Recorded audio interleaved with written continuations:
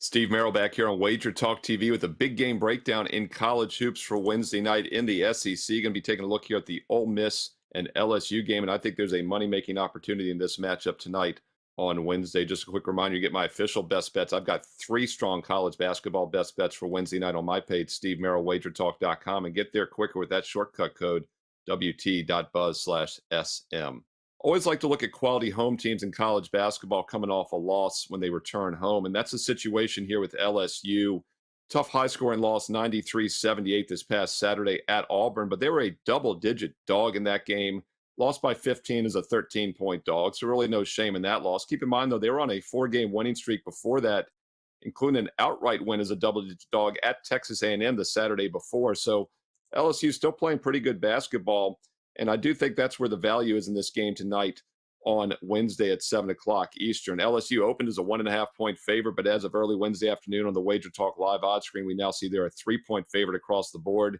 Sharp money leaning that way. Wouldn't be surprised to see it hit even 3.5 by tip-off tonight on Wednesday. We've also seen money come in on the over-under, open 148.5. It's up to 150.5, even 151.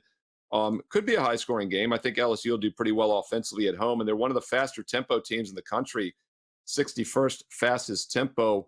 Ole Miss prefers a slower half-court style, 256 in tempo, but as you all know, home teams normally dictate tempo better, so that while Ole Miss normally would want to slow this game down, that could cause problems maybe for LSU. I don't think that'll be the case tonight in Baton Rouge, and LSU will speed this game up, so the over makes some sense as well, but my preferred play in this game would be LSU -3.